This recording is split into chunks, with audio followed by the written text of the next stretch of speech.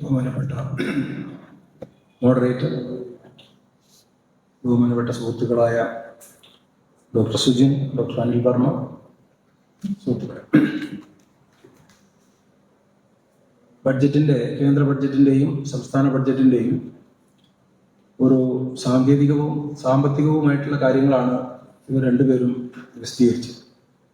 അതുകൊണ്ട് അത് പരസ്പരം സുജിൻ ചില കാര്യങ്ങൾ ഉന്നയിച്ചു, ചില വിശദീകരണങ്ങൾ അനിൽ വർമ്മ മാഷ് നൽകുകയുണ്ടായി. ഇനി ചർച്ചകളൊക്കെ വരുന്ന അവസരത്തിൽ നമുക്കതിലൊരു പൊതുധാരണയിലേക്ക് എത്താൻ സാധിക്കും. അതുകൊണ്ട് അതിൻ്റെ സാമ്പത്തിക കാര്യങ്ങളിൽ വളരെ കൂടുതൽ ഊന്നാൻ ഞാൻ ശ്രമിക്കുന്നില്ല. കുറച്ചുകൂടി പൊളിറ്റിക്കലായിട്ട് രാഷ്ട്രീയമായി ഈ രണ്ട് ബഡ്ജറ്റുകളെയും നോക്കിക്കാണുന്നതിനുണ്ടാകുന്ന ഒരു ശ്രമമാണ് ഞാൻ നടത്തുന്നത്. ഈ ബഡ്ജറ്റുകൾക്ക് ഇന്നത്തെ ലോകം നേരിടുന്ന ചില പ്രധാനപ്പെട്ട പ്രതിസന്ധികളെ കൂടി നമ്മൾ ഇതിൻ്റെ ഒരു മുന്നോടിയായിട്ട് കാണണമെന്ന്. ലോകം പൊതുവിൽ ഇന്ന് ഒരു വികസന സാഹിത്യത്തിൽ, ഒരു ഡെവലപ്മെന്റ് ലിറ്ററേച്ചറിൽ ലോകം ഒരു മെഗാ പ്രതിസന്ധിയിലേക്ക് പോയിക്കൊണ്ടിരിക്കുകയാണെന്നാണ് പറയുന്നത്. ഒരു മെഗാ ക്രൈസിസ്. ആ ക്രൈസിസിന് രണ്ട് തലങ്ങളുണ്ട്. ഒരു ഇക്കണോമിക്കലായിട്ടുള്ള ഒരു തലമുണ്ട്, ഒരു എൻവയോൺമെന്റൽ ആയിട്ടുള്ള ഒരു തലം. ഇക്കണോമിക്കലായിട്ടുള്ള തലം എന്ന് പറയുന്നത് ഈ നവ ലിബറലിസം എന്ന് പറയുന്ന 10-35 വർഷമായി നടപ്പാക്കിക്കൊണ്ടിരിക്കുന്ന പുതിയ സാമ്പത്തിക പരിഷ്കാരങ്ങൾ ഉണ്ടാക്കിയിട്ടുള്ള ഏറ്റവും പ്രധാനപ്പെട്ട അപകടകരമായിട്ടുള്ള അവസ്ഥ, ഏറ്റവും പ്രധാനപ്പെട്ടത് രാജ്യങ്ങൾക്കകത്തും രാജ്യങ്ങൾ തമ്മിലുമുള്ള അസമത്വത്തിൽ ഉണ്ടായിട്ടുള്ള വൻതോതിലുള്ള വർധന.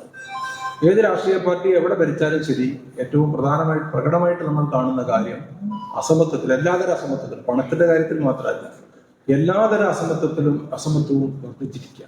അതൊരു വലിയ പ്രതിസന്ധിയിലേക്ക് നീങ്ങുകയാണ്. കാലാവസ്ഥാ വ്യതിയാനം നമുക്ക് അത് എൻവയോൺമെന്റലായിട്ട് നമുക്ക് ഒന്നും അതിൽ പ്രവചിക്കാൻ കഴിയില്ല. അതൊരു ദുരന്ത വഴിയായിട്ട് ഇങ്ങനെ പെയ്തുകൊണ്ടിരിക്കുന്ന ഒരു സ്ഥിതിവിശേഷം. ഈ രണ്ട് കാര്യങ്ങളും ചേർന്നിട്ടുള്ള ഒരു വലിയ മഹാപ്രതിസന്ധിയിൽ നിന്ന് കരകയറുക എന്നുള്ളത് ലോക കോർപ്പറേറ്റ് സംവിധാനത്തിന്റെ ആവശ്യമാണ്. അതിനുവേണ്ടി വരുന്ന ഒരു പിടിവള്ളിയിലുള്ള ശ്രമത്തിലാണ് അത് നടത്തിക്കൊണ്ടിരിക്കുന്നത്. അതിനാണ് നമ്മൾ പല ലോക ഫോറങ്ങളിലൊക്കെ തന്നെ കേട്ടുകൊണ്ടിരിക്കുന്ന ചർച്ചകളുടെ സ്വഭാവം അതാണ്.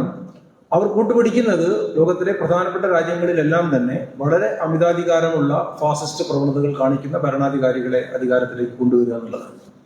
അത് അമേരിക്കയിലായാലും ശരി, ഇന്ത്യയിലായാലും ശരി, യൂറോപ്യൻ യൂണിയനിലുള്ള പല രാജ്യങ്ങളിലായാലും ശരി, അങ്ങനെ കൊണ്ടുവരാൻ കഴിയാത്ത സ്ഥലത്ത് ഇവരെ കൊണ്ട് അത്തരത്തിലുള്ള രാജ്യങ്ങളെ എല്ലാം എങ്ങനെയാണ് ഭരിച്ചെടുക്കാൻ സാധിക്കുക എന്നുള്ള, യുദ്ധമാണെങ്കിൽ യുദ്ധം, അതുപോലുള്ള കാര്യങ്ങളെല്ലാം നടന്നുകൊണ്ടിരിക്കുകയാണ്.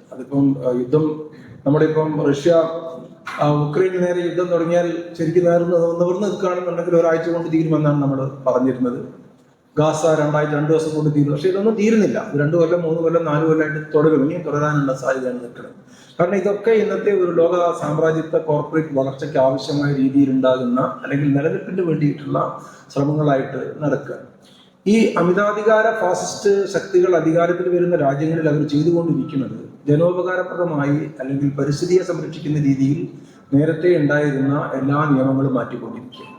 എങ്ങനെയാണ് നമ്മൾ ബ്രോഡായിട്ട് പരിശോധിച്ച് നോക്കിയാൽ അതാത് രാജ്യത്തുണ്ടാകുന്ന പ്രകൃതി വിഭവങ്ങളുടെ മുകളിലും മനുഷ്യാധ്വാനത്തിന്റെ മുകളിലും നിലവിലുണ്ടാകുന്ന എല്ലാ നിയമവും ഇല്ലാതാക്കുക. ശ്രദ്ധിക്കാം. ഇപ്പൊ വെനിസ്വേല ഒരു തെരഞ്ഞെടുപ്പ് ഇങ്ങനെ ഈ വട്ടനായിട്ടുണ്ടാകുന്ന അമേരിക്കൻ പ്രസിഡന്റിനെ തെരഞ്ഞെടുത്തിട്ടുണ്ടാകുന്ന അതിനേക്കാൾ മെച്ചപ്പെട്ട ഒരു ജനാധിപത്യ പ്രക്രിയയിലാണ് ഒരു വെനിസ്വേലിയൻ പ്രസിഡന്റിനെ തെരഞ്ഞെടുത്തിട്ടുള്ളത്. അയാളെ ഈ ആധുനിക സാങ്കേതിക വിദ്യയുടെ സഹായത്തോട് കൂടിയിട്ട് അയാൾ തട്ടിക്കൊണ്ടുപോവുകയാണ് ചെയ്യുന്നത്. എന്നിട്ട് അത് അവിടുത്തെ എണ്ണ വെക്കുന്നതിന് വേണ്ടിയിട്ടാണ് ഇപ്പോൾ ഇന്ത്യയിലൊക്കെ നടക്കുന്ന ചർച്ചകൾ നമ്മൾ ശ്രദ്ധിച്ചിട്ടുണ്ടാകും. ഇവരെല്ലാം തന്നെ ഇവരുടെ ഈ ഒരു രക്ഷപ്പെടലിന് വേണ്ടി പ്രകൃതി വിഭവങ്ങളുടെ മുകളിലും മനുഷ്യാധ്വാനത്തിന്റെ മുകളിലും ഉണ്ടാകുന്ന സമരം ചെയ്ത് നേടിയിട്ടുള്ള, അല്ലെങ്കിൽ വർഷങ്ങളായി നീണ്ടു നിന്ന പ്രവർത്തനങ്ങളിലൂടെ നേടിയിട്ടുള്ള പല നിയമങ്ങളും ഇല്ലാതാക്കിക്കൊണ്ടിരിക്കുക. ഇപ്പൊ ഇന്ത്യയിലാണെന്നുണ്ടെങ്കിൽ വനാധികാരവുമായി ബന്ധപ്പെട്ടുകൊണ്ടുള്ളത്, EIA-യുമായി ബന്ധപ്പെട്ടുകൊണ്ടുള്ളത്, പൊതു പ്രദേശങ്ങൾ കയ്യേറുന്നതുമായി ബന്ധപ്പെട്ടുകൊണ്ടുള്ളത്, തൊഴിൽ കൂടുമായി ബന്ധപ്പെട്ടുകൊണ്ടുള്ള കാര്യങ്ങൾ, തൊഴിലുറപ്പ് പദ്ധതിയുമായി ബന്ധപ്പെട്ടിട്ടുള്ള കാര്യങ്ങളെല്ലാം ഒന്നുകിൽ പ്രകൃതി വിഭവങ്ങളുടെ മുകളിലുള്ള കയ്യേറ്റത്തെ സഹായിക്കത്തക്ക രീതിയിലാണ്, അല്ലെങ്കിൽ മനുഷ്യാധ്വാനത്തെ തകർക്കുന്ന രീതിയിലുള്ളതാണ്. ഈ ഒരു പൊതു പശ്ചാത്തലം ലോകത്തിൽ ഇന്ന് ഈ പ്രതിസന്ധിയുടെ ഭാഗമായി ശക്തിപ്പെട്ടുകൊണ്ടിരിക്കുന്നുണ്ട്. ഇന്ത്യയിലും ഏറ്റവും കൂടുതൽ ഈ പ്രവണത പ്രകടമായിട്ട് നിൽക്കുന്ന രാജ്യങ്ങളിൽ ഒന്നാണ് ഇന്ത്യ. ആ ഒരു സ്വേച്ഛാധിപത്യ അമിതാധികാര പ്രവണത ഭരണകൂടത്തിന്റെ ഭാഗത്ത് ഉണ്ടാവുകയും അവരുടേതായിട്ടുണ്ടാകുന്ന കോർപ്പറേറ്റുകളെ വളർത്തിയെടുത്ത് പ്രകൃതി വിഭവങ്ങളെ ഉപയോഗപ്പെടുത്തി വളർത്തിയെടുക്കുകയും അതെനിക്ക് പറയാൻ യാതൊരു തരത്തിലുള്ള സംഗതികളുമില്ല. റിയൽ എസ്റ്റേറ്റോ പ്രകൃതി വിഭവങ്ങളോ കുഴിച്ചെടുത്ത് നിൽക്കുന്നതുമായി ബന്ധപ്പെട്ടുകൊണ്ടാണ് അയാളുടെ പ്രവർത്തനങ്ങളെല്ലാം നിൽക്കുന്നത്. ആൾക്കാണ് നേരത്തെ 800 ഇരട്ടി വർധനവ് ഉണ്ടായിട്ടുണ്ട് എന്ന് നമ്മൾ പറയാം, അല്ലെങ്കിൽ അംബാനിക്ക് ആ രൂപത്തിലുണ്ടാകുന്ന വർധനവ് ഉണ്ടായി എന്ന് പറയാം. അതാണ് ഒന്നാമത്തെ കാര്യമായിട്ട് സൂചിപ്പിക്കാം. ഇവ രണ്ടും പറഞ്ഞതുപോലെ ബഡ്ജറ്റ് ഒരു പൊളിറ്റിക്കൽ ഡോക്യുമെന്റ്, അതുകൊണ്ടാണ് നമ്മൾ ചർച്ച ചെയ്യുന്നത്. അതാണ് അതിന്റെ പ്രസക്തി. ബഡ്ജറ്റ് ഒരു വരവ് ചെലവ് കണക്കല്ല, വരവ് ചെലവ് കണക്കാണ്. ഇപ്പൊ നമ്മളിപ്പം അടുത്ത കൊല്ലത്തെ ബഡ്ജറ്റിന്റെ പണി ഇപ്പൊ ആരംഭിച്ചു കഴിഞ്ഞു. അങ്ങനെയാണ് ബഡ്ജറ്റ് ഉണ്ടാക്കുന്നത്. ബഡ്ജറ്റ് ഒരു 3-4 ദിവസം കൊണ്ട് ഉണ്ടാക്കുന്ന ഒരു സംഗതിയായി.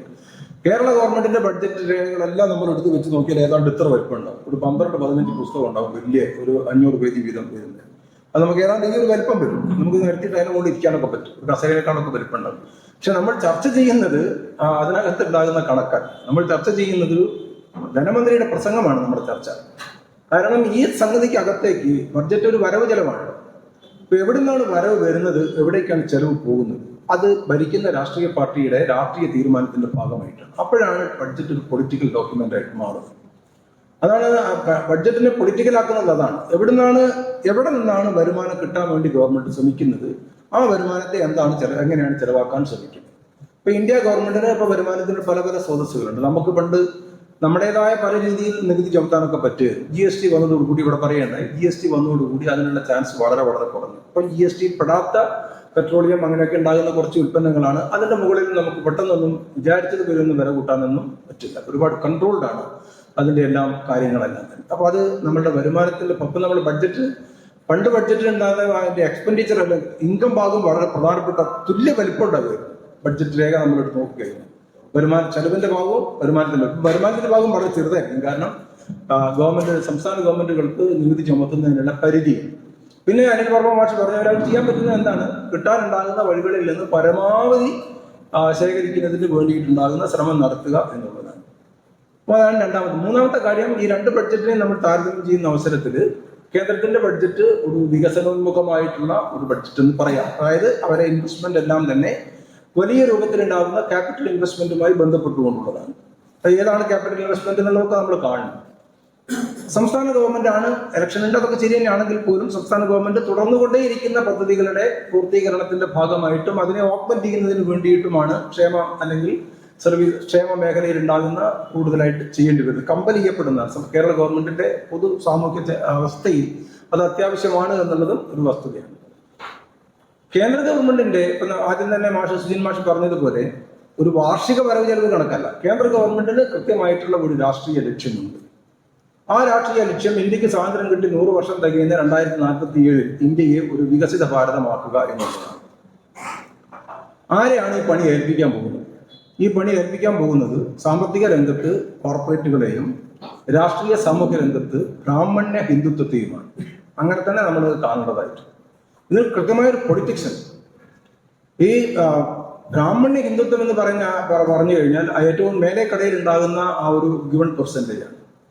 ബാക്കിയുള്ള ആൾക്കാർ എന്താവുന്നു എന്നുള്ളത് അവരെ സംബന്ധിച്ചിടത്തൊരു പ്രശ്നമല്ല. അവർക്ക് ജീവിക്കാൻ വേറെ എന്തെങ്കിലും കാര്യങ്ങളൊക്കെ ചെയ്യാം. ഈ ഓരോ നിയമവും നമുക്ക് എടുത്ത് പരിശോധിക്കാവുന്നതാണ്. അങ്ങനെ തന്നെ അവിടെ കൃത്യമായി ഈ സാമ്പത്തിക കാര്യങ്ങൾ ചെയ്യുന്നതിന് വേണ്ടി കോർപ്പറേറ്റുകളെയും ഈ സോഷ്യോ പൊളിറ്റിക്കൽ ആയിട്ടുള്ള കാര്യങ്ങൾ കൈകാര്യം ചെയ്യുന്നതിന് വേണ്ടി ഒരു ബ്രാഹ്മണ്യ ഹിന്ദുത്വത്തെയും ആണ് ഈ പണി ഏൽപ്പിക്കുന്നത്. അത് നമുക്ക് പരിശോധിച്ച് നോക്കിയാൽ അറിയാൻ കഴിയില്ല. അങ്ങനെയാണ് ഇതിന്റെ സ്വഭാവങ്ങൾ പോയിക്കൊണ്ടിരിക്കുന്നത്. ക്യാപിറ്റൽ എക്സ്പെൻഡിച്ചർ നമ്മൾ പറയും മൂലധനത്തിനാണ്, അല്ലെങ്കിൽ രണ്ട് തരത്തിലുള്ള എക്സ്പെൻഡിച്ചർ ആണ്. റവന്യൂ എക്സ്പെൻഡിച്ചറും ഉണ്ട്, മൂലധന എക്സ്പെൻഡിച്ചർ. നിത്യനിദാനത്തിന് നമുക്ക് ശമ്പളം കൊടുക്കണം, അല്ലെങ്കിൽ നിത്യനിദാനത്തിന് വേണ്ടി വരുന്ന ചെലവ് നമുക്ക് തിരിച്ചു കിട്ടുന്ന പൈസയിൽ നിന്ന് ചെലവാക്കുന്നതാണ് നമ്മുടെ റവന്യൂ എക്സ്പെൻഡിച്ചർ. ഭാവിയിൽ വരാനിരിക്കുന്ന കാര്യങ്ങൾക്ക് വേണ്ടിയിട്ടുള്ളതാണ് മൂലധന ചെലവ് അല്ലെങ്കിൽ ക്യാപിറ്റൽ എക്സ്പെൻഡിച്ചർ. ഈ കേന്ദ്ര ഗവൺമെന്റിന്റെ മൂലധന ചെലവ് നമ്മൾ എടുത്ത് നോക്കുക, ഏത് മേഖലയിലേക്കാണ് വരുന്നത്? അതിന്റെ ഏറ്റവും കൂടുതൽ വരുന്നത് ഏത് രംഗത്തേക്കാണ്? ആരോഗ്യത്തെ പറ്റിയും വിദ്യാഭ്യാസത്തെ പറ്റിയും ഒക്കെ ഇവരിവിടെ പറയുകയാണ്. ഞാൻ അതൊന്നും ആവർത്തിക്കുന്നില്ല. പക്ഷെ വേണ്ടത്ര പ്രാധാന്യം വരാതിരുന്ന ഒരു സംഗതി എന്ന് പറഞ്ഞാൽ മാഷത് ആനുഷംഗികമായി സൂചിപ്പിച്ചു, ഡിഫൻസ് ആണ്.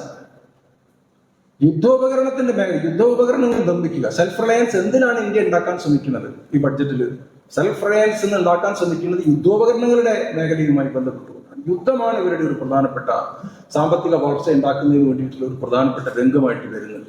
ഏതാണ്ട് ഒരു ബഡ്ജറ്റിൽ 7.8 ലക്ഷം കോടി ഉറുപ്പികയാണ് ഡിഫൻസ് എക്സ്പെൻഡിച്ചറിലേക്ക് വരുന്നത്.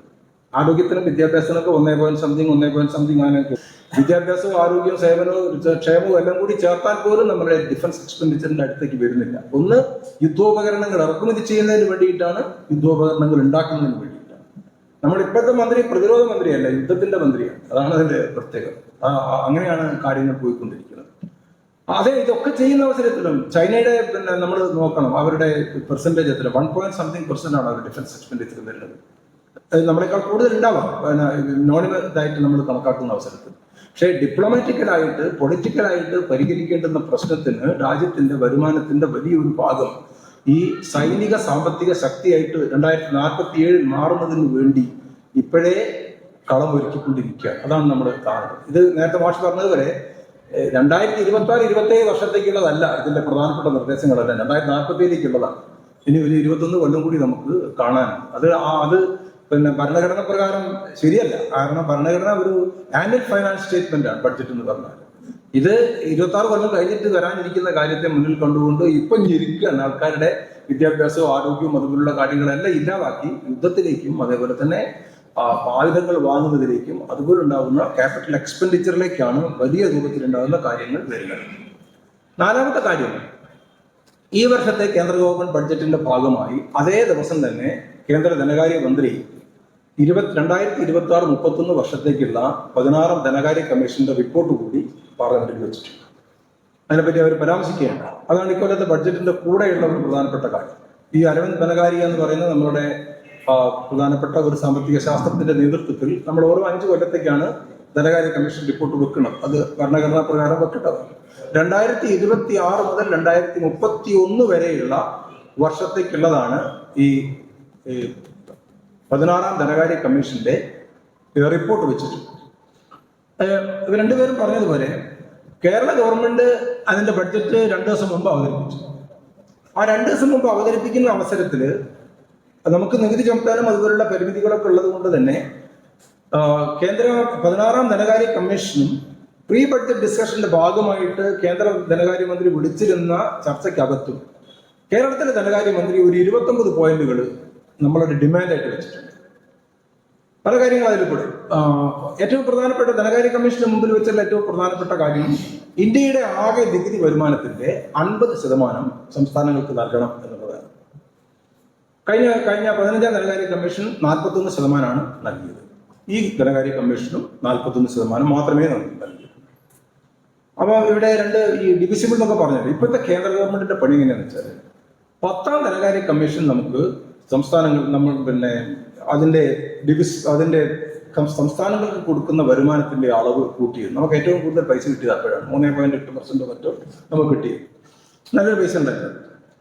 അത് മനസ്സിലാക്കി കേന്ദ്ര ഗവൺമെന്റ് അതിന്റെ പരിപാടി മാറ്റി. കേന്ദ്ര ഗവൺമെന്റ് എങ്ങനെയാണ് പരിപാടി മാറ്റിയത്? ഈ നികുതി അതുപോലെയൊക്കെ ഇൻകം ടാക്സ്, GSTയിൽ നിന്ന് അവർക്ക് കിട്ടുന്ന വരുമാനം, അങ്ങനെയുള്ള മൊത്തം നികുതി ഒരു ഭാഗത്ത് അത് പൂൾ ചെയ്തു. അത് പൂൾ ചെയ്തിട്ട് അത് ഡിവിസിബിൾ എന്ന് പറഞ്ഞാൽ സംസ്ഥാനങ്ങൾക്ക് വിഭജിച്ച് കൊടുക്കാൻ പറ്റാവുന്ന ഒരു ഭാഗമായിട്ട് വേറൊരു ഭാഗം കേന്ദ്ര ഗവൺമെന്റ് പിരിക്കും. സെസ് അങ്ങനെ ഉണ്ടാകുന്ന ഒരു സെസ്സും അതിന്റെ കൂടെ തന്നെ വേറൊരു സാധനം സർചാർജ് സെസ് ഇങ്ങനെയെല്ലാം പറഞ്ഞുകൊണ്ട് പിരിക്കും. എന്നിട്ട് അതെന്ത് ചെയ്യുമെന്ന് വെച്ചാൽ അത് ഡിവിസിബിൾ അല്ല, നോൺ ഡിവിസിബിൾ ആണ്. അത് സംസ്ഥാനങ്ങൾക്ക് വിഭജിക്കേണ്ട കാര്യം. അതിന്റെ അനുവാദം ഇപ്പോൾ ഓരോ കൊല്ലം കഴിയുന്നതിനനുസരിച്ച് കൂടിക്കൊണ്ടിരിക്കുക. ഡിവിസിബിൾ പൂളിന്റെ അനുവാദം ഓരോ കൊല്ലം കഴിയുന്നതിനനുസരിച്ച് കുറഞ്ഞുകൊണ്ടിരിക്കുക. അപ്പൊ അതിന്റെ 41% നമുക്ക് കഴിഞ്ഞ ഈ 41% തരുന്നതിൽ തന്നെ അവർ കൃത്യം കൊടുത്തു. റിസർവ് ബാങ്ക് ഓഫ് ഇന്ത്യയുടെ ഒരു സ്റ്റേറ്റ്മെന്റ് ഇന്നലെ വന്നിട്ടുണ്ട്. ഞാനത് കാണുകയുണ്ടായി. എങ്ങനെയാണ് ഈ 41% നമുക്കിപ്പോൾ ഒരു ഗുണം ഉണ്ടായത് എന്താണെന്ന് വെച്ചാൽ, നമുക്ക് കഴിഞ്ഞ കൊല്ലം 1.9 നമുക്ക് കിട്ടിയിരുന്നത്. ഇക്കൊല്ലം നമുക്ക് 2.35-38 സംതിങ് കിട്ടും. കഴിഞ്ഞ കൊല്ലത്തെ 41% അകത്ത് നിന്ന് സംസ്ഥാനങ്ങൾക്ക് വിഭജിച്ച കൂട്ടത്തിൽ 1.9% കേരളത്തിന് കിട്ടിയിരുന്നു. നമുക്ക് ഇത്തവണ 2.83% നമുക്ക് കിട്ടും. അങ്ങനെ കിട്ടുന്നതിന്റെ ഭാഗമായിട്ട് നമുക്ക് 9,000 കോടി രൂപ അധികം ഉണ്ടാവും. ആകെ പ്രതീക്ഷയുള്ള ഒരു സാധനം അത് മാത്രം. അതാണ് ഈ കേന്ദ്രത്തിൽ നിന്നുള്ള സംഗതി. ബാക്കി ഇവിടെ പറഞ്ഞിട്ടുള്ള വേറെയുള്ള വരുമാനങ്ങളൊന്നുമില്ല. ചിലതൊക്കെ തന്നുകൊണ്ടിരുന്നതും കേന്ദ്ര ഗവൺമെന്റ് വേണ്ടാന്ന് വെച്ചിട്ടുണ്ട്. അപ്പോഴുള്ളൊരു പ്രതിസന്ധി ഉണ്ട് കേരളത്തെ സംബന്ധിച്ചിടത്തോളം. ഒരു പ്രതിസന്ധി നിലനിൽക്കുന്നുണ്ട്. കാരണം ഈ ഒരു 50% ഉണ്ടാവും, 50% ഡിവിഷൻ വരും, ആ ഡിവിഷൻ ഇത്ര കിട്ടും എന്നൊക്കെ കണക്കാക്കിയത് കൂടി ഈ ബഡ്ജറ്റിന്റെ ഭാഗമാണ് ഭാരവാഹന്റെ. പക്ഷേ അതിന് വലിയൊരു തടസ്സം ഇപ്പോൾ വന്നിട്ടുണ്ട്. ഈ 9,000 മാക്സിമം നമുക്ക് കിട്ടാനുള്ള സാധ്യത ഇപ്പം നിലവിലുള്ളൂ. പിന്നെ നമ്മൾ എന്ത് ചെയ്യണമെന്ന് വെച്ചാൽ എക്സ്ട്രാ ബഡ്ജറ്ററി ആയിട്ടുണ്ടാകുന്ന കാര്യങ്ങളെ കുറിച്ച് ആലോചിക്കണം. ആ എക്സ്ട്രാ ബഡ്ജറ്ററി ആണ് കിഫ്ബി എന്ന് നമ്മൾ പറയും. എക്സ്ട്രാ ബഡ്ജറ്ററി എന്ന് പറഞ്ഞാൽ നമ്മളിപ്പോൾ സംസ്ഥാന ഗവൺമെന്റ് അത് ഏത് തരത്തിലുള്ള ട്രാൻസാക്ഷൻ നടത്തിയാലും അത് സംസ്ഥാന ഗവൺമെന്റിന്റെ വരുമാനത്തിൽ എന്ത് ചെയ്യും, ഇടും. സംസ്ഥാന ഗവൺമെന്റിന്റെ വരുമാനത്തിൽ വന്നു കഴിഞ്ഞാൽ അത് നേരത്തെ ഇവർ പറഞ്ഞ പോലെ ഒരു ധനക്കമ്മി എന്ന് പറയുന്ന ഒരു സാധനമാണ്. അത് അടുത്ത കാലത്ത് വന്നൊരു കക്ഷിയാണ്. നമുക്ക് ബഡ്ജറ്റിലൊക്കെ ഉണ്ടാകുന്നത് ഒന്നുകിൽ പിന്നെ നമുക്ക് ഒരു ബഡ്ജറ്റ് ഡെഫിസിറ്റ്, അപ്പോൾ ഡെഫിസിറ്റ് ബഡ്ജറ്റ് ആയിരിക്കും, അതായത് വരവിനേക്കാൾ കൂടുതൽ ചെലവ്. ഞാൻ സാധാരണ എങ്ങനെയാണ് വരിക, അല്ലെങ്കിൽ ചെലവിനേക്കാൾ കൂടുതൽ വരുത് സർപ്ലസ് ബഡ്ജറ്റ്. ഇത് രണ്ടും അല്ലെങ്കിൽ വരവും ചെലവും തുല്യം. ഇപ്പൊ ഇതൊന്നും അല്ലാത്തൊരു ഡെഫിസിറ്റിന്റെ പേരാണ് ഫിസ്ക്കൽ ഡെഫിസിറ്റ് എന്ന് പറയുന്നത്. അത് ധനക്കമ്മി എന്ന് പറയുന്നത്. ധനക്കമ്മി എന്ന് പറഞ്ഞാൽ ആകെ ചെലവിൽ നിന്ന് റവന്യൂ വരുമാനം കിഴിച്ചു കിട്ടുന്നതാണ്. ആകെ ചെലവിൽ നിന്ന് റവന്യൂ വരുമാനം കിഴിച്ചു കിട്ടുന്നിടത്തിലാണ് ധനക്കമ്മി എന്ന് പറയുന്ന സാധനം. ആ ധനക്കമ്മി എന്ന് പറയുന്നത് FRBM അങ്ങനെ ഒരു നിയമമുണ്ട്, physical responsibility and budget management act എന്ന് പറയുന്ന ഒരു നിയമമുണ്ട്. അത് ഇതിനൊക്കെ വേണ്ടിയിട്ട് ഉണ്ടാക്കിയതാണ്. IMFന്റെ ഒക്കെ ശുപാർശ അനുസരിച്ച് ഉണ്ടാക്കിയിട്ടുള്ള നിയമമാണ്. അതിന്റെ നിയമപ്രകാരം ദേശീയ വരുമാനത്തിന്റെ അല്ലെങ്കിൽ സംസ്ഥാന വരുമാനത്തിന്റെ 3% ആയിട്ട് അത് നിൽക്കണം. എന്ന് വെച്ചാൽ ഉത്തരം നേരത്തെ നമുക്ക് കിട്ടുന്നതാണ്. നമുക്ക് 100 ഉറുപ്പിയാണ് നിങ്ങളുടെ സംസ്ഥാന വരുമാനം എന്നുണ്ടെങ്കിൽ ഫിസിക്കൽ ഡെഫിസിറ്റ് എത്രയായിരിക്കണം? 3 ആയിരിക്കണം. നിങ്ങൾക്ക് 2 മാർഗ്ഗമേ ഉള്ളൂ. എന്താ, ഒന്നുകിൽ 97 0 കിച്ചാൽ നിങ്ങൾക്ക് എത്ര കിട്ടില്ല, 100 97 കിച്ചാൽ എത്ര കിട്ടും? 3 കിട്ടും. ഏതോ നിങ്ങൾക്ക് രണ്ടേ മാർഗ്ഗമുള്ളൂ. എന്തെന്നാണ് ഇത്? ടോട്ടൽ എക്സ്പെൻഡിച്ചറിൽ നിന്ന് ആകെ റവന്യൂ വരുമാനം കിഴിക്കുകയാണ്. അപ്പൊ ടോട്ടൽ എക്സ്പെൻഡിച്ചർ ഒന്നുകിൽ നിങ്ങൾ എന്ത് ചെയ്യണം? കുറയ്ക്കണം, എന്നാലേ ഇത് 3 കിട്ടും. അല്ലെങ്കിൽ നിങ്ങൾ റവന്യൂ വരുമാനം എന്ത് ചെയ്യണം? വർദ്ധിപ്പിക്കണം. റവന്യൂ വരുമാനം വർദ്ധിപ്പിക്കണം എന്ന് പറഞ്ഞാൽ ആൾക്കാരുടെ മുകളിൽ കൂടുതൽ ടാക്സ് കൊടുക്കണം. ടോട്ടൽ എക്സ്പെൻഡിച്ചർ കുറയ്ക്കണം എന്ന് പറഞ്ഞാൽ സബ്സിഡി ഇല്ലാതാക്കണം, ഗവൺമെന്റ് അതുപോലുള്ള കാര്യങ്ങളെല്ലാം. ഇതാണ് ഇതിന്റെ പ്രയാസകരമായിട്ടുള്ള കാര്യം. അപ്പോൾ കേരളം പോലുള്ള ഒരു സംസ്ഥാനത്തിന് വലിയ ബുദ്ധിമുട്ടാണ്. കാരണം കേരളം പോലുള്ള ഒരു സംസ്ഥാനം കൂടുതൽ നമുക്കുള്ള പ്രശ്നം എന്താണ്? ഏറ്റവും പ്രധാനപ്പെട്ടത് ഇപ്പം ഫസ്റ്റ് ജനറേഷൻ പ്രശ്നമല്ല, 2ാം ജനറേഷൻ പ്രശ്നം. 2ാം ജനറേഷൻ പ്രശ്നം എന്ന് പറയുന്നത് ക്വാളിറ്റി ബേസ്ഡ് ആണ്. ഇപ്പം നമുക്ക് എല്ലാ പഞ്ചായത്തിലേക്ക് LP സ്കൂൾ ഉണ്ടാക്കുക എന്നുള്ളത് കേരളത്തിന്റെ എന്തല്ല, ആവശ്യമല്ല. ആ ഫസ്റ്റ് ജനറേഷൻ പ്രശ്നം നമ്മൾ എന്ത് ചെയ്തു? പരിഹരിച്ചു. ഉള്ള സ്കൂൾ നമ്മൾ എന്ത് ചെയ്യണം? ക്വാളിറ്റി മെച്ചപ്പെടുത്തണം. അല്ലെങ്കിൽ നമ്മളുടെ കോളേജുകളുടെ ക്വാളിറ്റി എന്ത് ചെയ്യണം? മെച്ചപ്പെടുത്തണം. ആസ്പത്രികളുടെ ക്വാളിറ്റി മെച്ചപ്പെടുത്തണം. റേഷൻ പീടികയിൽ കൂടെ കൊടുക്കുന്ന അരിയുടെ ക്വാളിറ്റി മെച്ചപ്പെടുത്തണം. ഇനി നമ്മൾ ക്വാളിറ്റി ബേസ്ഡ് ആണ് നമ്മൾ അടുത്ത ഡിമാൻഡ് എന്ന് പറയുന്നത്. ആ ക്വാളിറ്റി ബേസ്ഡ് എന്ന് പറഞ്ഞാൽ അതിന് എന്ത് വേണം? പൈസ കൂടുതൽ വേണം. അപ്പൊ നമ്മൾ ഞെരുങ്ങിക്കൊണ്ടിരിക്കുകയാണ്. ഇതാണ് നമ്മൾ വളരെ കൃത്യമായ രീതിയിൽ നമ്മളൊരു പ്രതിസന്ധിക്കകത്തേക്ക് അകപ്പെട്ടുകൊണ്ടിരിക്കും. അല്ലെങ്കിൽ ഈ പരിപാടികൾ എന്ത് ചെയ്യണം? നിർത്തണം. ജനങ്ങൾക്ക് കൊടുക്കുന്ന ക്ഷേമ പ്രവർത്തനങ്ങൾ, കാര്യങ്ങൾ നമ്മൾ എന്ത് ചെയ്യണം? നിർത്തണം. അത് നമുക്ക് നിർത്താൻ പറ്റില്ല. കാരണം എന്താണ്? നമ്മള് കേരളം പോലുള്ള ഒരു സംസ്ഥാനത്ത് നിങ്ങൾക്ക് ഇനി സ്കൂൾ വേണ്ടാ നിൽക്കാൻ പറ്റില്ല. കേരളം പോലുള്ള ഒരു സംസ്ഥാനത്ത് ഫാഷൻ പീടിക വേണ്ടാ നിൽക്കാൻ പറ്റില്ല. അല്ലെങ്കിൽ നിങ്ങൾക്ക് ആസ്പത്രി വേണ്ടാ നിൽക്കാൻ പറ്റില്ല. കാരണം അത് ജനങ്ങളുടെ ഭാഗമായി. കേന്ദ്ര ഗവൺമെന്റ് ചെയ്യുന്ന വേറൊരു പ്രധാനപ്പെട്ട പ്രശ്നം എന്താണ്? വളരെ ജനോപകാരപ്രദമായിട്ടുള്ള പദ്ധതികൾ അങ്ങ് പ്രഖ്യാപിക്കും. അവരാദ്യം 100% ആര് തന്നെ തരും? കേന്ദ്രം തരും. പിന്നെ അതെന്താക്കും? 90 ആക്കും. പിന്നെ അതെന്താക്കും? 80 ആക്കും. പിന്നെ മനുഷ്യന്റെ മനസ്സിൽ ഇത് കയറി കൂടി കഴിഞ്ഞാൽ ഒരൊറ്റ വലിയതങ്ങ് വരുന്നൊരു 40 ആയിരിക്കും. ബാക്കി അപ്പോഴത്തേക്ക് ആൾക്കാരെന്ത് പറയും? ഇത് ഇന്ന ആളാണ് നിർത്തിക്കളഞ്ഞത്, ഇതിന് അത് പിന്നെ അവർ ആദ്യത്തെ ഭാഗം പിന്നെ ആയിരിക്കണം. അപ്പൊ അവിടെ അത് വലിയ പ്രതിസന്ധിയായിട്ട് എന്ത് ചെയ്യും? അത് തുടരാൻ നമ്മളെന്താവും? കമ്പനി. ഇതാണ് ഇത് നമ്മളെ സംസ്ഥാന ഗവൺമെന്റിനെ സംബന്ധിച്ചിടത്തോളം ഒരു വലിയ പ്രശ്നങ്ങളിലേക്ക് കാര്യങ്ങൾ പോയിക്കൊണ്ടിരിക്കുകയാണ് എന്നുള്ളത് നമ്മൾ കാണണം. അതായത് എനിക്കത് അത്രയും ഞാൻ ഇതിലെല്ലാം കൂടുതൽ കാര്യങ്ങൾ പറഞ്ഞത് കൊണ്ട് ഞാൻ അതിലേക്ക് പോകുന്നില്ല. പക്ഷെ നമ്മുടെ ഈ ഡിവിസിബിൾ പൂളിൽ നിന്ന് നമുക്ക് ഒരു 0.8% വർദ്ധിക്കാനിടയായിട്ടുള്ള സാഹചര്യം നമ്മുടെ ഓൺ റവന്യൂ വർദ്ധിപ്പിക്കുന്നതിന് വേണ്ടിയിട്ട് നമ്മൾ വലിയ ശ്രമം നടത്തി എന്നുള്ളത് ഈ ധനകാര്യ കമ്മീഷൻ എന്ത് ചെയ്തിട്ടുണ്ട്? അംഗീകരിച്ചിട്ടുണ്ട്. ആ അംഗീകരിച്ചതിന്റെ ഭാഗമായിട്ടാണ് നമുക്ക് ഈ ഒരു പൂൾ വർദ്ധിക്കാനിടയായിട്ടുള്ള സാഹചര്യം അത് നമുക്ക് വന്നിട്ടുണ്ട്. അപ്പം പിന്നെ കേരള ഗവൺമെന്റിന്റെ ബഡ്ജറ്റ് ഇവിടെ എല്ലാവരും പറയുണ്ടായി. നമ്മളിപ്പം കൂടുതൽ നമുക്കൊരു വയനാടിന് പ്രത്യേക ഒരു പാക്കേജ് ഉണ്ട്. ഡിഗ്രി തലം വരെ ഫുൾ ഫ്രീ ആണ്. അതാണ് ഡിബേറ്റ് ചെയ്യേണ്ട കാര്യങ്ങളാണ്. മാഷ് പറഞ്ഞ പോലെ തന്നെ പിന്നെ തൊഴിലുറപ്പിന് വേണ്ടിയിട്ട് നമ്മുടെ ഗവൺമെന്റ് 1000 കോടി രൂപ കേരള ഗവൺമെന്റ് പ്രത്യേകം എന്ത് ചെയ്തിട്ടുണ്ട്? മാറ്റി വെച്ചിട്ടുണ്ട്. തൊഴിലുറപ്പിലേക്ക് ഞാൻ വരാം. അപ്പം പിന്നെ നമുക്കൊരു അക്കടി പറ്റിയിട്ടുള്ള ഒരു സംഗതിയുണ്ട്. നമ്മുടെ ഗവൺമെന്റ്, കേരള ഗവൺമെന്റ് നമുക്കുള്ള ഒരു പ്രധാനപ്പെട്ട റിസോഴ്സാണ് ഈ മിനറൽ. ഈ നമ്മളുടെ ഈ പ്രധാനപ്പെട്ട മിനറൽ ഇതുണ്ടല്ലോ, ഈ തോറിയം അങ്ങനെയൊക്കെ പറയുന്ന റെയർ എർത്ത്. ഈ റെയർ എർത്തിന് നമ്മൾ വിഴിഞ്ഞത്തുനിന്ന് ചവറയിലേക്കും ചവറയിൽ നിന്ന് കൊച്ചിയിലേക്കുമുള്ള ഒരു കോറിഡോറിലൂടെ ഇത് എക്സ്ട്രാക്ട് ചെയ്തുകൊണ്ട് ഇതിന്റെ വാല്യൂ അഡീഷന് വേണ്ടി ഒരു 50,000 കോടി രൂപ മുതൽ മുടക്കി ഒരു 30,000 ആൾക്ക് പണി കിട്ടുന്ന ഒരു പരിപാടിയെ സംബന്ധിച്ച് പറയുകയാണ്. കേന്ദ്ര ഗവൺമെന്റ് അത് എന്ത് ചെയ്തെന്ന് വെച്ചാൽ ഒറീസയും തെലുങ്കാനയും തമിഴ്നാടും കേരളവും കൂടി ചേർത്തിട്ടുള്ള ഒരു റെയർ എർത്ത് ഇടനാഴിയാക്കി മാറ്റി. അപ്പൊ എന്താ സംഭവിക്കാന്ന് വെച്ചാൽ ഇവിടുന്ന് ഇത് കുഴിച്ചു അവിടെ കൊണ്ടുപോയിട്ട് എന്ത് ചെയ്യും, പണിയെടുക്കും. അല്ലേ? അപ്പൊ നമുക്കിത് നഷ്ടപ്പെടുന്നല്ലാതെ ഒരു വാല്യൂ അഡീഷനോ തൊഴിലോ അതുപോലുള്ള കാര്യങ്ങൾ കിട്ടാനുള്ള സാധ്യത വളരെ കുറയും. നമ്മൾ വളരെ ചെറിയൊരു പ്രദേശമായിരുന്നു ഉദ്ദേശിച്ചിരുന്നത്.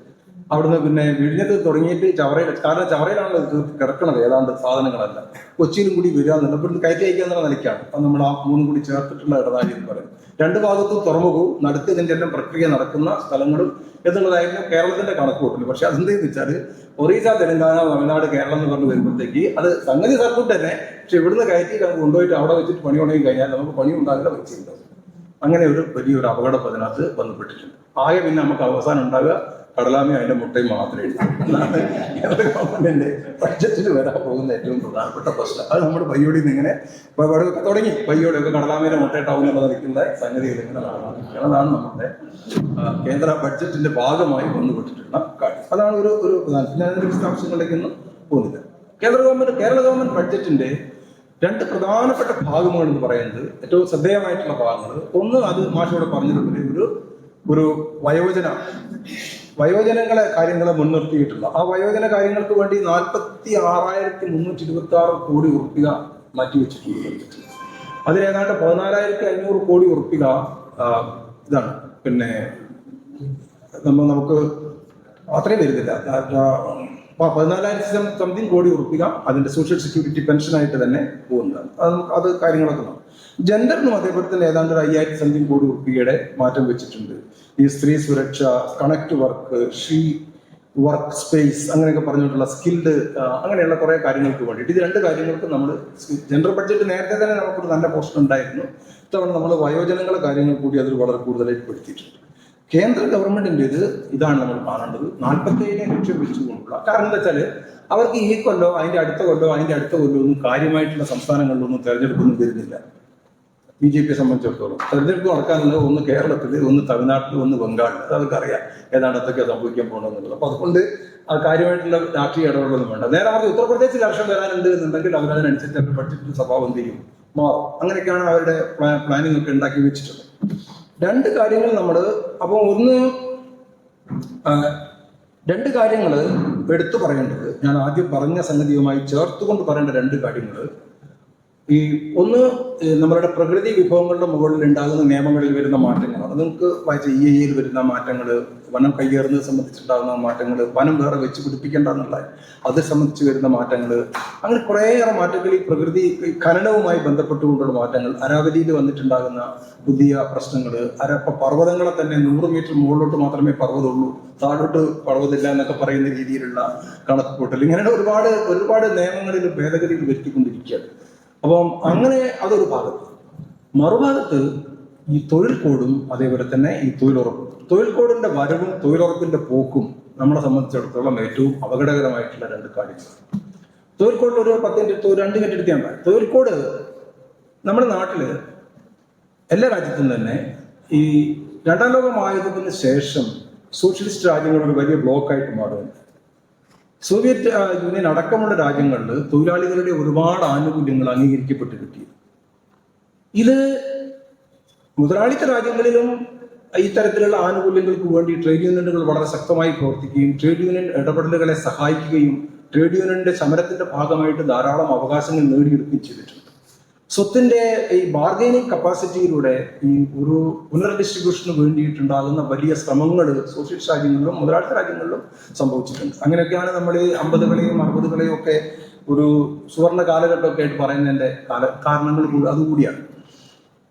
പിന്നീട് വന്നിട്ടുണ്ടാവും ഈ നിയമങ്ങളെല്ലാം പലതും വന്നുന്നുണ്ടെങ്കിലും ഈ നവലിബറൽ പരിഷ്കാരങ്ങൾ വന്നതിന് ശേഷം ഈ ഇത്തരത്തിലുള്ള പുനർവിതരണത്തിലോ റീഡിസ്ട്രിബ്യൂഷനിലോ സോഷ്യൽ കൺട്രോളിലോ ഒന്നും ഈ കോർപ്പറേറ്റ് മുതലാളിമാർ എന്ത് ചെയ്യുന്നില്ല, താല്പര്യപ്പെടുന്നില്ല. ഈ സാധനങ്ങളെല്ലാം എന്ത് ചെയ്യണം, പോണം. അങ്ങനെ പോകുന്ന ഇന്ത്യയിലും സമാന്തരമായി ധാരാളം നിയമങ്ങൾ ഉണ്ടാക്കി. അത്തരത്തിലുള്ള 29 നിയമങ്ങളും അതിന്റെ ഉപനിയമങ്ങളും എല്ലാം ചേർത്ത് കേന്ദ്ര സർക്കാർ ഇപ്പം 4 തൊഴിൽ കോഡുകൾ അല്ലെങ്കിൽ തൊഴിൽ നിയമ സംഹിതകളാക്കി മാറ്റിയിരിക്കുക. അതാണ് അതിന്റെ നിയമസംഹിതകൾ. ഒന്ന് വേജുമായി ബന്ധപ്പെട്ട രൂപത്തിൽ വരുന്നതാണ്, ഒന്ന് സെക്യൂരിറ്റിയുമായി ബന്ധപ്പെട്ടുകൊണ്ട് വരുന്നതാണ്, ഒന്ന് തൊഴിലിടങ്ങളിലെ സുരക്ഷയുമായി ബന്ധപ്പെട്ട് വരുന്നതാണ്, മറ്റൊന്ന് ഹെൽത്ത്, അങ്ങനെയൊക്കെ ഉണ്ട്. അതിന് ഇൻഡസ്ട്രി റിലേറ്റഡ് ആണ്, തൊഴിലിടങ്ങളാണ്, പിന്നെ തൊഴിലാളിയുടേത്. അങ്ങനെ 4 തരത്തിലുള്ള കോഡുകളാണ്. ആദ്യം നിലവിലുണ്ടായിരുന്ന 4 കോഡുകളെ ചേർത്തിട്ടാണ് ഒന്നാമത്തെ കോഡ് ഉണ്ടാക്കിയത്, 3 എണ്ണം ചേർത്തിട്ടാണ് രണ്ടാമത്തേത് ഉണ്ടാക്കിയത്, 9 എണ്ണം ചേർത്തിട്ടാണ് മൂന്നാമത്തെ ഉണ്ടാക്കിയത്, 13 എണ്ണം ചേർത്തിട്ടാണ് 4-മത്തേത് ഉണ്ടാക്കിയത്. ഇതിന്റെ ഭവിഷ്യത്തുകൾ പ്രധാനമായിട്ടും എന്താണ് സംഭവിക്കാൻ പോകുന്നത്? ഞാൻ ഓരോന്നോരോന്ന് എടുത്ത് പറയാനൊന്നും ശ്രമിക്കുന്നു. ബേസിക്കലി സംഭവിക്കാൻ പോകുന്നത് ട്രേഡ് യൂണിയനുകൾക്ക് ട്രേഡ് യൂണിയൻ ഉണ്ടാക്കാനും സമരം ചെയ്യാനുമുള്ള അവകാശം നിഷേധിച്ചിട്ടില്ല. അതിൽ യാതൊരു സംശയവും. 7 ആൾ വരെയുള്ള സ്ഥലങ്ങളിൽ യൂണിയൻ ഉണ്ടാക്കാമായിരുന്നു. അതിപ്പം ഉള്ളതിന്റെ 10%-ഓ 100-ഓ ഏതാണോ കുറഞ്ഞിലേക്ക് അങ്ങനെ വന്നത്. അപ്പോൾ ട്രേഡ് യൂണിയൻ ഉണ്ടാക്കണമെന്നുണ്ടെങ്കിൽ തന്നെ ഇനി എന്താണ് വലിയൊരു പ്രശ്നം. അപ്പോൾ ട്രേഡ് യൂണിയനുകൾ ഉണ്ടാക്കുക, ട്രേഡ് യൂണിയൻ നടത്തുന്ന സമരങ്ങൾ, സമരത്തിന് 14 ദിവസം മുമ്പ് നോട്ടീസ് കൊടുക്കണം. ഇപ്പോഴും അങ്ങനെ തന്നെയാണ്. പക്ഷേ ഈ 14 ദിവസത്തിനിടയിൽ മാനേജ്മെന്റോ കോടതിയോ നിങ്ങളോടൊരു ചർച്ച ആവശ്യപ്പെട്ട് കഴിഞ്ഞാൽ ആ ചർച്ച തീരുമാനിക്കുന്നത് വരെ പിന്നെ എന്ത് പാടില്ല? സമരം പാടില്ല. ഇത് കാലത്ത് തീരുമാനിക്കുക എന്നുള്ളത് പിന്നെ അവരുടെ പരിഗണനയെ കടക്കുന്ന കാര്യം. അതാണ് മറ്റൊരു പ്രധാനപ്പെട്ട പ്രശ്നം. ഈ സ്ത്രീകൾക്ക് ഇക്വാളിറ്റിയെ കുറിച്ച് ഇതിനകത്ത് പറയുന്നത് എന്ന് വെച്ചാൽ സ്ത്രീകൾക്ക് രാത്രി ഷിഫ്റ്റിൽ വർക്ക് ചെയ്യാം, കഠിനമായിട്ടുണ്ടാകുന്ന ജോലിയിൽ സ്ത്രീകൾ എന്ത് ചെയ്യാം. അപ്പൊ അതൊക്കെ എന്താണ്? ജെൻഡർ ഇക്വാളിറ്റിയാണ്. പക്ഷേ ഈ ജോലി ചെയ്യുന്ന സ്ത്രീകളുടെ സുരക്ഷയെ സംബന്ധിച്ച് ഒരു കാര്യവും എവിടെ എന്ത് ചെയ്യുന്നില്ല, പറയുന്നില്ല. 8 മണിക്കൂർ ജോലി എന്നുള്ളത് ഈ കോഡ് പാസ്സായി കഴിഞ്ഞാൽ 12 മണിക്കൂറിലേക്ക് എന്ത് ചെയ്യും? എക്സ്റ്റെൻഡ് 12 മണിക്കൂറിലേക്ക് മാറും. യാതൊരു സംശയമില്ല. ഇപ്പൊ തന്നെ 12 മണിക്കൂർ പല നമ്മുടെ മക്കളൊക്കെ തന്നെ രാത്രി 11 മണിക്ക് വിളിച്ചാലും അവർ ഈ പല കമ്പനിയിലും ജോലി ചെയ്തുകൊണ്ടേ ഇരിക്കുകയാണ്. അത് ആ ഒരവസ്ഥ ഇപ്പം കിടക്കുന്നുണ്ട്. അൺഓർഗനൈസ് സെക്ടർ എന്ന് പറയുന്നത് വലിയൊരു തകർച്ചയിലുള്ള സാധനമാണ്. അത് അതിഭീകരമായ രീതിയിൽ എന്ത് ചെയ്യാൻ പോവുകയാണ്? തകരാൻ പോവുകയാണ്. അങ്ങനെ 6-7 പ്രധാനപ്പെട്ട കാര്യങ്ങൾ നമുക്ക് എടുത്ത് കാണിക്കാൻ സാധിക്കും.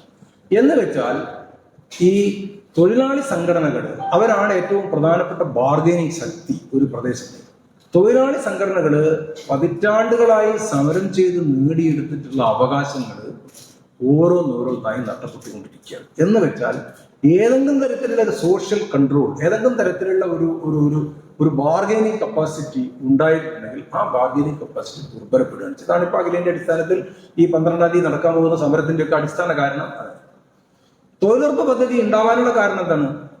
ഈ നവലിബറൽ പരിഷ്കാരങ്ങളുടെ എല്ലാം ഭാഗമായി ജനങ്ങളുടെ ഭയങ്കരമായ ജീവിത തകർച്ച വന്നു. അസമത്വം അതുപോലുള്ള കാര്യങ്ങളുടെ എല്ലാം ഭാഗമായിട്ട് നമുക്കറിയാം, വയനാട്ടിലൊക്കെ തന്നെ കർഷകരൊക്കെ വൻതോതിൽ ആത്മഹത്യ ചെയ്യുന്ന സ്ഥിതി വരെ വൻതോതിലുണ്ടായി. ഈ അവസരത്തിൽ അവകാശങ്ങൾ സംരക്ഷിക്കുന്നതിന് വേണ്ടിയിട്ടുള്ള സമരങ്ങൾ ലോകത്തിന്റെ പല ഭാഗത്തും ഉണ്ടായി. അവകാശാധിഷ്ഠിത സമരങ്ങൾ, റൈറ്റ് ബേസ്ഡ് സ്ട്രഗിൾസ് നമ്മൾ പറയും.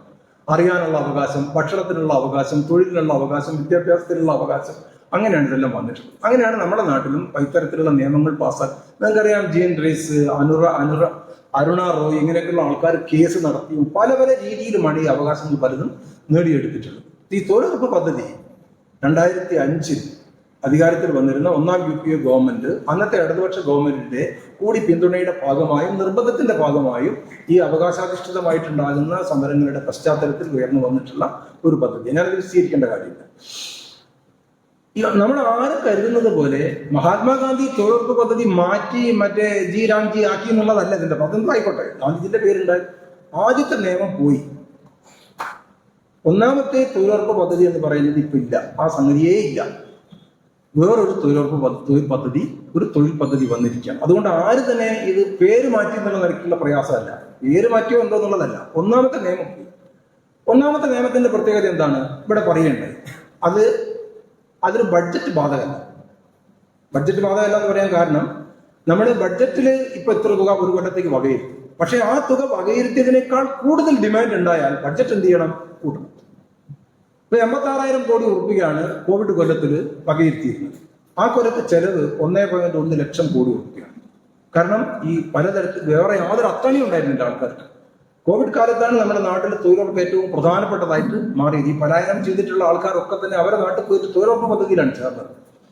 അപ്പൊ നമ്മുടെ ഡിമാൻഡ് കൂടി, അപ്പൊ ബഡ്ജറ്റ് കൂടി. അപ്പൊ ഡിമാൻഡ് ഡ്രിവൺ ആണ്. ഡിമാൻഡ് ഡ്രിവൺ എന്ന് പറഞ്ഞാൽ നമ്മൾ ആവശ്യപ്പെടുന്നതിനനുസരിച്ച് അത് എന്ത് ചെയ്യണം? വർദ്ധിപ്പിക്കണം.